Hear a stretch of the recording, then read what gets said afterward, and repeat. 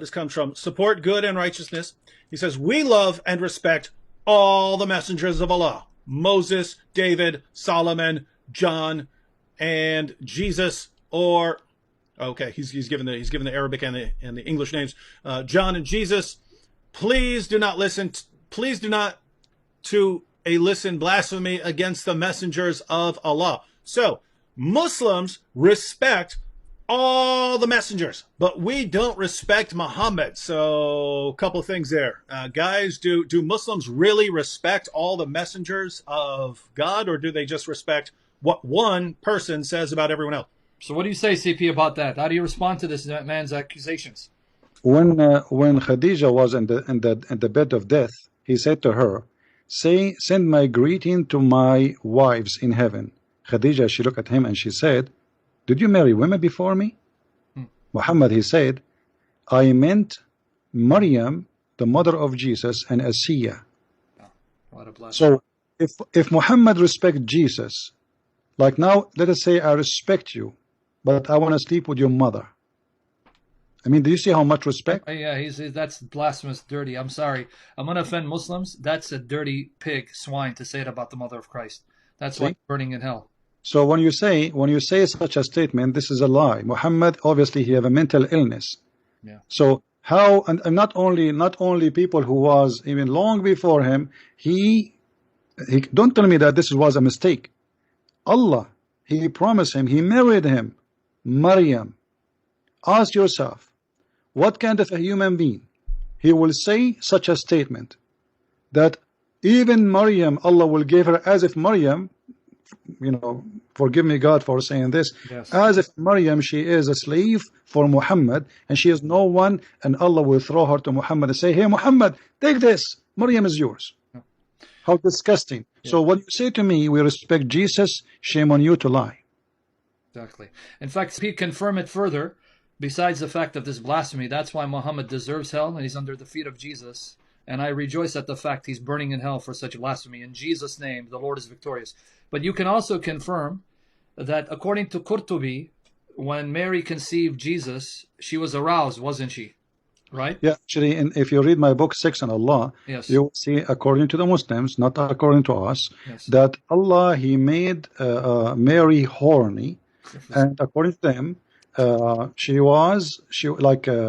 he put a sperm inside her. Wow. So when Allah, he arose her, that sperm moved. Wow. And that made Jesus. All right. So I mean, this is how much they respect. And by the way, imagine I respect Mary, and I respect, this is the mother of Jesus, and then I say in the Quran, Mary, the one who preserved her, vagina. Yep, 66:12. Is that how you say respect? Imagine you call me, I speak to you, I ask you about your mother vagina. I respect you a lot according to you, right? So don't tell me that, you know. But CP, this Muslim just got you. He said the hadith where Muhammad says to Khadija, by the way, maybe you can mention where that hadith is. Give greetings to my wives. He says it's da'if. Da'if.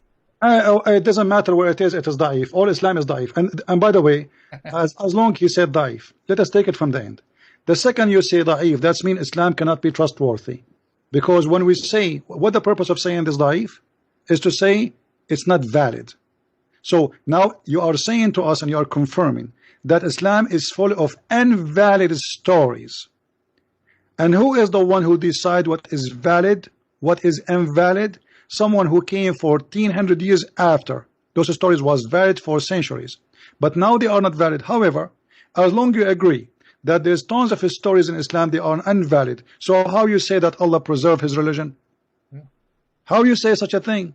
If the Quran alone is not enough for Islam, we cannot find tons of laws in the Quran. All of them, they are in the Hadith. But you just confirm to us that there is a lot of things in the Hadith are invalid. So Islam is invalid too. Otherwise, Allah should not depend on the Hadith. And just to remind you, I will give you a Sahih Hadith to confirm what I said.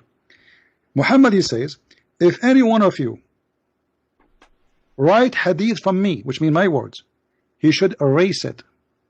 And this is Sahih Muslim Hadith number 3004. So, as long Muhammad said, and I will give the link to David, If you like to, Yeah. I don't know if you can put it in the screen. I will put it in the chat. Here we go. Anyone who write a hadith said by me, erase it, efface it.